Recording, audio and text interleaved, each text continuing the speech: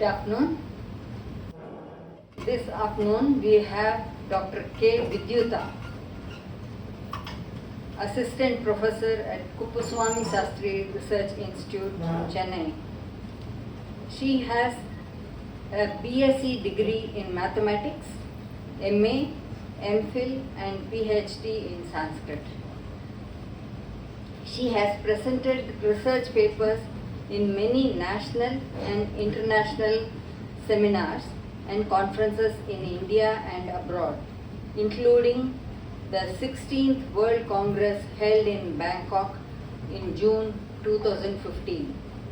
Her specialization include temple architecture, geography, Sanskrit literature, yoga, and ancient Indian mathematics. She has published many research articles in leading journals and magazines on various topics. Her publications include Deva Prasada as in Vishwakarma Vastu Sastra, Study on Temple Architecture by Karnataka Historical Research Society, Dharwad, and she has co-edited Siva Sarvodaya, published by KSRA Chennai. Her papers have received Best Paper Award from the Infinity Foundation 2017 and Sanskrit Academy, Osmania University in 2021. She is presently working on projects related to ancient Indian architecture and iconography. She will be talking on yogasanas in sculpture. Dr. Vidyuta.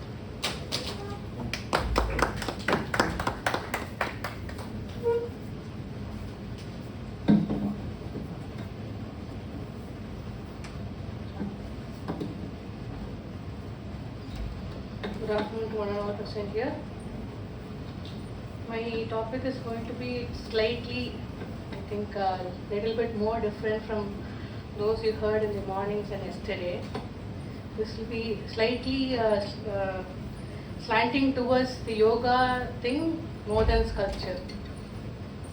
So my topic is yogasanas and sculpture, and I thank the authorities of Adyar Library for giving me this opportunity.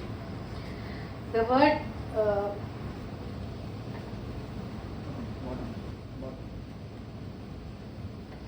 word yoga was formerly used in Vedic literature in the sense of yoking or harnessing. Patanjali in his Yoga Sutra defines yoga as the restraint of the modification of the mind. Further, when the mind and body have become pure through the practice of yama, restraint, and niyama, observance, the chances of the mind being ruffled by external disturbances are greatly reduced. At this juncture, the yogin must assume a firm posture or asana. Then, by controlling his breath through pranayama, withdrawing the senses by pratyahara, and fixing his mind on a single object through dharana, he must meditate or dhyana on Ishvara to reach the eternal state of eternal truth or perfect balance samadhi. The above 8 steps are prescribed by Patanjali as the means for attaining self-realization.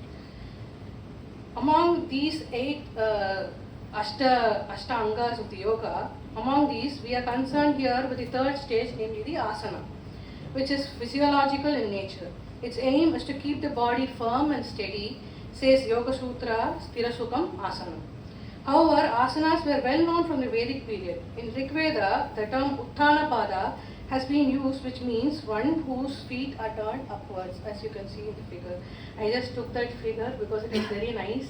It comes under one of the 108 Karanas, but there's not any particular asana that I can put according to it. Excuse me, we request people not to record those images because she has herself taken them from several sites, which one of appearing by images. Thank you. So, and the Shweta Shvatara Upanishad and also the Bhagavad Gita opines are of the same idea. It is to be noted that Patanjali has not mentioned any asana, and those that are practiced today have been described by later texts on Hatha Yoga. Asana, according to some, is the first step towards yogic asceticism. It is said to make one firm because it kills about the Rajoguna that causes fickleness of mind in the form of diseases. Also, the heaviness of the body caused due to preponderance of tamas gets destroyed. In short, these asanas bring about many important results, physical or otherwise. For while performing these asanas, various nerve centers are activated and several diseases caused due to the irregularity of the humors of the body, namely the Vata, Pitta and Kapha, are nullified. Tirumurar, the Tamil yogi, says that along with the eminent Swastika, 7 other asanas, namely Bhadra, Gomukha, Padma, Simha, Veera, Sukha and Mudu, constitute the 8. However, he reckons there are 118 or 180 asanas in all. By the verse, Bhaddiram, Gomukam, Pankayam, Kesari, Sottigam, Veeram, Sugadanam, Orelum, Muttamam, Mudu asanam 8 pattodu 100 pala asaname. Here the 8 pattodu 100 has been taken in 2 ways. One as 118 and one as 180 by two of the people who have done a work on this. So one has taken as 8 pattodu 100 as 180 or 8 pattodu 100 as 118. But both the numbers are very different from what we can see in the Hatha Yoga texts. Gorakshanatha, one of the great preceptors of yoga, says that there are many asanas corresponding to the number of species in this world, and that Lord Shiva has enumerated 84 asanas considering there are 84 lakh species in this world. Asanani cha tavanto yavanto jiva jantavaha etesham akilan Vedan Vijanati Maheshwaraha.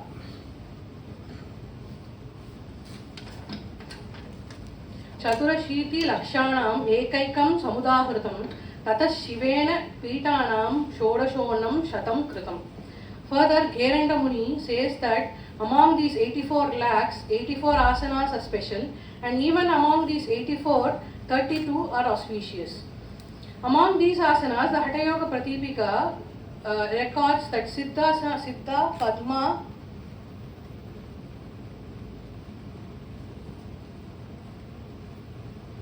Simha and Bhadrasana are the best. Also, the Siddhasana is the most comfortable and can be assumed always.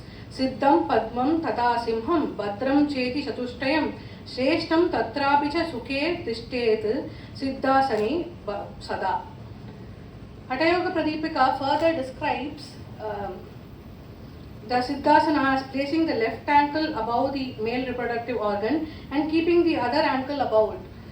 Also, this Siddhasana is known to others as Vajrasana, Muktasana and as Guptasana. Here in this figure you can see Hanuman seated in this asana. I have also given a pen sketch of it. So, as according to the Hatha Yoga text, Siddhasana is the best asana, but according to Tirumula, he says Swastikasana is the best asana. Iconography and asanas. Yoga, as it gained popularity, got manifested in every art form and tradition through the ages, sometimes in subtle and striking ways. One such visual description of the asanas is through sculpture or iconography. It is interesting to note that the earliest reference to yogasanas is obtained through history from the discovery of certain seals from the excavations of Mohenjo-daro and Harappa belonging to the Indus Valley civilization, where a figure on the throne is identified with Lord Shiva seated in the Mula Bandhasana. The asanas in the iconographical sense refers to the particular posture and position assumed by the deities in the sculptural representations.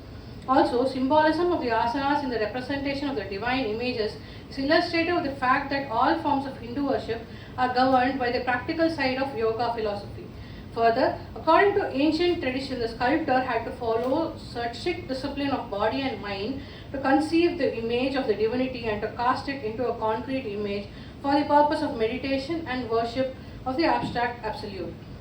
Sculpture of the deities and temples, when seen from the viewpoint of yoga, would reveal them to be seated in yogic postures or yogasanas. This strongly confirms the antiquity of the popularity of the yogasanas. A few of these sculptured depictions of the asanas are as follows. First is the Mula Bandhasana. This asana is the one found in the seal excavated at the Mohenjo-daro and Harappa. The technique of this asana is to sit resting the perineum with the heels, contract the anus so as to draw the apana upwards. Hatha Yoga Pradipika described it's under the section of mudras as Mula Bandha. Here you can see that you can clearly see here. Zoom. Here you can see here that he is pressing his legs at the perineum. Next is the Bhadrasana. Tirumular describes Bhadrasana as placing the right leg over the left and the hands are stretched over the calf of the leg and sitting erect and firm. துரிசியில் வலக்காலை தோன்றவே மேல் வைத்து அரிய முழந்தாளில் அங்கையை நீட்டி உருசியோடும் உடல் செவ்வே இருத்தி பரிசு பெறுமது பத்திராசனமே. While commenting on the Yoga Sutra of Patanjali, Shankara Bhagavad in his Yoga Vivarana describes Bhadrasana as placing the right foot over the left and the right palm over the left palm on the lap after sitting upright, as you can see in this statue of Buddha. Moreover, the Hatha Yoga Pradipika adds that this Bhadrasana destroys all diseases, and the yogins who have become siddhas call this as Gorakshasana. Bhadrasanam bhaved etat sarva vyadi vinashanam Gorakshasanam ityahuhu idam vai siddha yoginaha. Lord Shiva and Buddha are mostly seen as seated in this asana. There will be differences in how they are seated, but each thing has a different meaning and they have a different, they give a different value to your body. Next is Sakrasana. The Varaha Upanishad gives the technique of this asana as a meditative pose in which left thigh is placed on the right ankle and the right thigh on the left ankle, keeping the tongue straight. Savyopari dakshine gulpe dakshinam dakshinotare nitya nidadyat rijukayastu chakrasanam idam matam. Here you can see this is an image of Shiva from Rishikesh. If people have visited Rishikesh, they would have seen this definitely. Moving on to the very famous Padmasana. This asana is the most common meditative pose seen in sculptures of various deities. It is described with many variant postures in most of the popular Hatha Yoga texts. The Tirumandiram and the Hatha Ratnavali says that one should place either foot on the opposite thigh with both the feet turned upwards and then place the palms turned upwards between the two thighs. This is Padmasana, which destroys all diseases. It is attained only by experts and not by all. As Tirumula says, ஓரணைப்ப பதம் ஊருவின் மேலேறிட்டு வலித்ததன் மேலவைத்து அழகுற சீர்த்திகள் கைகள் அதனை தன் மேல் வைக்க வாழ்த்திகள் பத்மாசனம் எனல் ஆகுமே. The same is given by Hatha Ratnavali. It looks almost as a translation. The only difference is Tirumula doesn't say how to place the arms. That's all. The Hatha Ratnavali says that you have to keep it at the center. Next, we move on to Simhasana. The Hatha Ratnavali and Gerenda Samhita explain this asana as crossing both legs at the ankles by keeping both the ankles below the generative organ and on either sides of the anus, keeping the knees raised, placing the arms stretched on the knees, spreading all the fingers, keeping the mouth open and focusing one's eyes on the tip of the nose. One variant of this asana is also called as Yoga Nrsimhasana, where the tongue is also to be put out of the open mouth.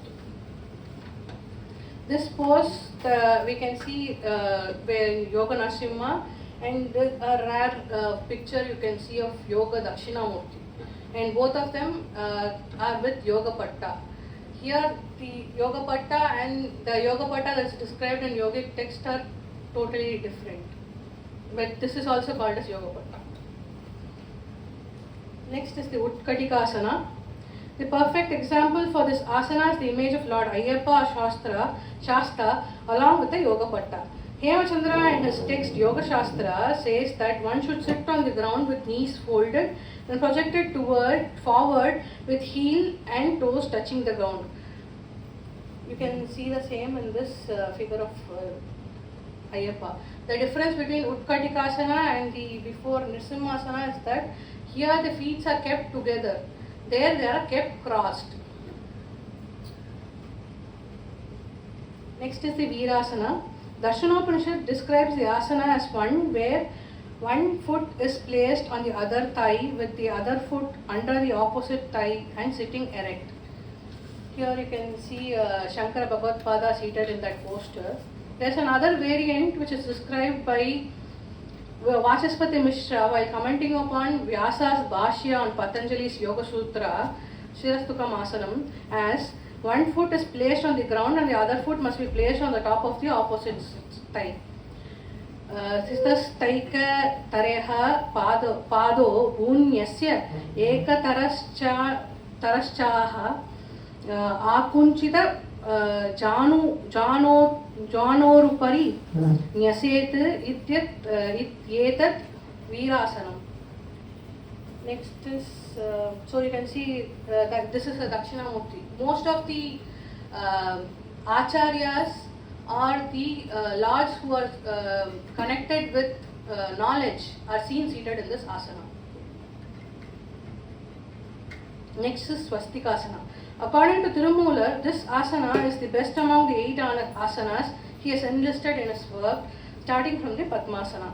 He also adds that the one who practices these asanas verily becomes a master. Pangayam Mada Parandapal Adanam Angulavam Irunalum Avatrinul Sonkillai Yaga Swastika Menamiga Tanga Irupade Talaivanu Mame.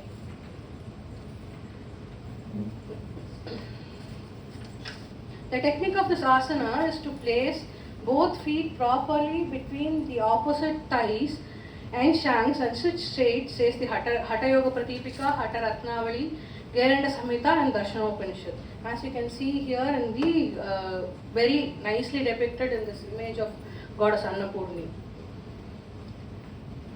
Next is the Ardha Chandrasana. The Sarva Jnanottaragama explains this posture where one stands straight on one leg and places the sole of the other leg on the opposite thigh.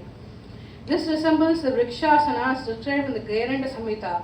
Goddess Kamakshi is said to have done tapas assuming this asana at Mangadu, Chennai. So you can see here, this is a very unique asana that you can see in sculptures of god or goddesses. Next is the Chandra Ardhasana. Sri Narayana Tirtha in his commentary of Yoga Siddhanta Chandrika states that Chandra Ardhasana is the posture where one is to be seated with legs crossed as in Padmasana, but the feet must touch the sides of the pelvic region. He adds that this asana is ideal for practicing yoga. Here you can see the goddess Prajna Paramita in Nepal. This is from the Nepal Museum or something. You can see exactly how the asana is depicted in this. Next we move on to some of the asanas that don't have any exact where they are not given the exact posture through verses in yoga. This is Dridasana.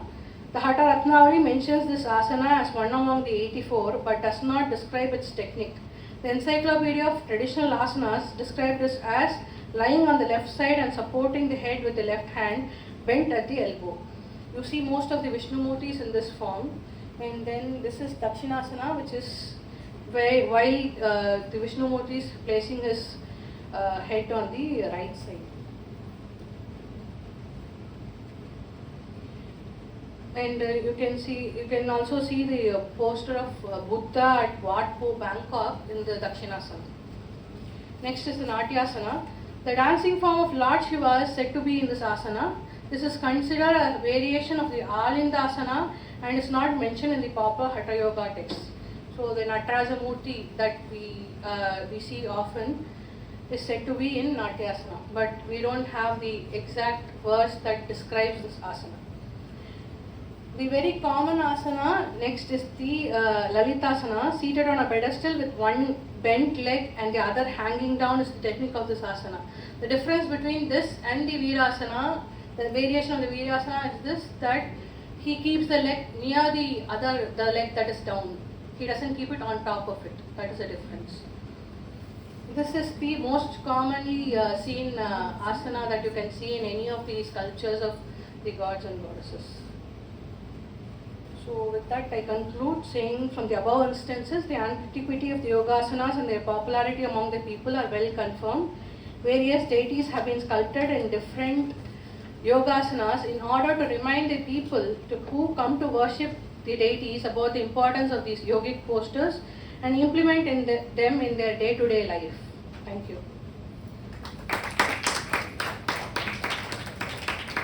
Or Dridasana, and you quoted this Chandrasana of Mangadu Kamakshi idol, which is something rare, which is not commonly seen. But it was a wonderful thing, very short and very beautiful. Thank you very much, Dr. Vidyuta. And if there are any questions on that you would like to ask, Dr. Vidyuta will take them now. It was very helpful. The research that you have done, that whether from time to time the yoga asana that we see varies. But I want to ask that other than the meditative asana poses, are there any reference or sculpture that we can see that the other asanas were there? Because it has been written in Hatha Yoga Pratikya and we follow that because it has been followed by ages like different ashrams like Shivananda ashram, Shivananda ashram. But do we see a kind of visual picture that this asana was like that? I have restricted my paper only to the deities seated in these asanas. You can see asanas depicted in sculpture in most of the temples or in some mandapas or anything. You can see them. You can see them in figurines of the Gopura and all. I have restricted only to the deities. I haven't gone into it. If you go into it, then you can bring out many other asanas also. It is depicted. The main thing that they wanted then was that even the Stapatis or the Shilpis who are to construct a temple had to follow these asanas, or they have to follow strict yogic life. Only then are they qualified to become a Shilpi or Stapati. That is what is prescribed in the Agama texts. So that it is their way of living. So they depict that in stone or sculpture or in brass. And that point was brought about by Keshav Venkatraghavan in the morning. Yes, before painting this one, you had to understand the philosophy for which you had to study, you had to read it. So yeah, that is also there. You have to first understand the thing and then only do it. As sir said in the morning, it is called as Chitra Karma. Generally, we use the word Chitra only to depict paintings, but it is not so. Yes. Chitra is a thing that is shown in a 3D form according to the sculptors. So, Chitra, so Shilpa is also a part of Chitra. So, that is also called as Chitra Shastra. Karana of Shiva. The Nataraja pose is also supposed to be a Karana. Yes. It is Bhujangatrasita Karana. A moment in the Bhujangatrasita Karana. So, can we call it asana or Karana? Is the question. You can call it both now. When you take it from the perspective. Is there something called Natyasana? You said that it's not mentioned. It's not mentioned actually, but it's a variation of the Alindasana is what they say. Mostly, most of our sculptures we get mostly the standing form, which is not in an asana. So when you take a sculpture text, other than when they mention asanas, they say Padmasana, they mean the Padma like Pita for the deity or something like that. So they give that also as asana, and there are other, they also describe these asanas in different ways. Asana can also mean Seating or the seat. The seat is also called as asana. Pita. Padma Pita, yeah. No, they give it as asana also. That's the problem. Pita can also be called. Agamas, yes, yes. In Agamas, they says Athara Pita, Padma Pita, then the position of the idol will be Padmasana, something standing position. So there is worshipping of the Pita, Athara Shakti. When you are Yes. doing Pancharatra Agama, you want to do the Aradhana for Athara Shakti Pita, Padma Pita, then only the Mulu. So it is called as the Pita. Padma Pita. In any asana, there has to be something static about it, no? That Nataraja thing can only be a Karana because that knee is bent. No, there's also an Anandasana which shows that you can stand in this posture and meditate also. Asanas were not only for meditation according Not to with these.